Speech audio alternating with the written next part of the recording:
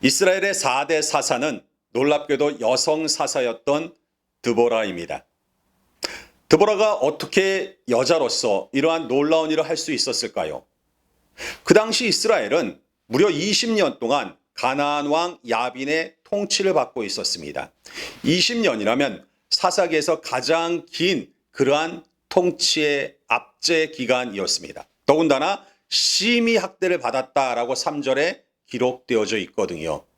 그런데 이러한 가나안 왕 야빈이 이렇게 이스라엘을 다스릴 수 있었던 이유, 그에게는 무려 철병거가 900대나 있었기 때문입니다. 고대 세계의 철병거라고 하면 현대 세계의 전차에 해당하는 막강한 무기라고 할 수 있습니다. 이스라엘 백성들은 3대 사사 3갈이 소모는 막대기를 가지고 싸울 정도로 기껏해야 농기구밖에는 없는데 저들은 철병거를 가지고 이스라엘을 압제하니까 도무지 당해낼 수가 없었던 거죠. 그런데 드보라가 어떻게 이러한 민족들을 이끌고 나아가서 놀라운 승리를 거둘 수 있었을까요?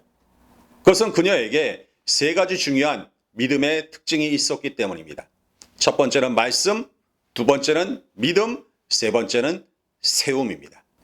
성경에 보면 그녀를 여선지자라고 소개하고 있습니다. 하나님의 말씀을 듣고 전하는 그러한 사람이었다는 거죠. 두 번째로 그녀가 말씀을 전할 때에 그 말씀에 대해 강한 확신을 가지고 선포하는 것을 볼 수가 있습니다.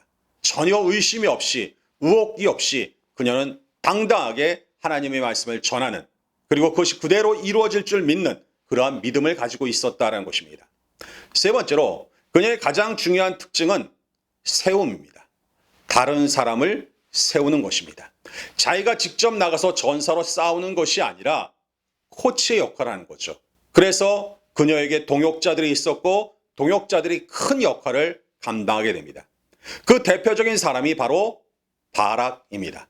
바락이 군대 장관으로 나아가서 싸워서 승리하게 되죠. 이 바락이라고 하는 사람, 훗날 히브리서 11장 32절에 보면 드보라라는 이름 대신에 바락의 이름을 넣어서 사사시대의 4명의 인물을 이야기하는데 기드온, 바락, 삼손, 입다, 이 4명의 이름을 믿음의 조상으로 언급하고 있습니다. 그런데 이 바락에게 한 가지 결정적인 문제가 있었습니다. 오늘 본문의 내용에 보면은 그가 드보라여 당신이 함께 가지 않으면 내가 가지 않겠습니다 라고 이야기하죠. 그것 때문에 그에게 있어서는 결정적인 상을 놓치는 그러한 결과를 낳게 됩니다. 오직 말씀 하나만 붙들고 나아가야 되는데 그러지 못했다는 거죠. 그 결정적인 상, 바로 적의 군대 장관인 시스라를 잡는 그 기회는 바락이 아니라 다른 사람에게로 넘어가게 됩니다. 그래도 바락은 1만 명의 군사를 이끌고 나아가서 적들을 완전히 전멸시켜 버립니다. 대승을 거두었다는 거죠. 그 요인이 무엇입니까? 5장 21절에 보면 기손강의 범람으로 인하여 900대의 그 철병거가 무용지물이 되었다는 것을 우리가 추론할 수가 있습니다. 기손강은 40km, 폭 75m의 작은 강입니다. 근데 이 강이 범람해서 진흙탕이 되니까 철병거가 진격을 못하는 거죠. 완전히 무용지물이 되어버렸습니다.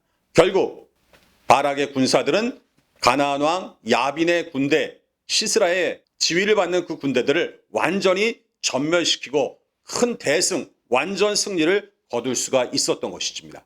하나님의 개입, 하나님의 도우심이 있었기에 가능한 것이었죠.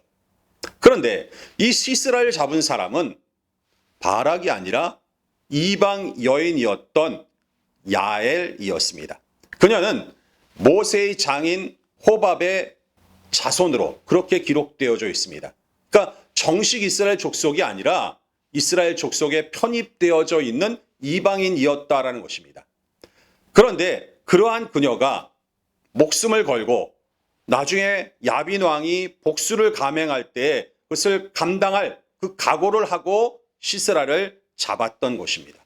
주어진 자리에서 최선을 다했던 이 평범한 주부 야엘을 통해서 하나님의 놀라운 역사가 일어났고, 그랬기 때문에 성경은 야엘의 날이라는 표현을 씁니다.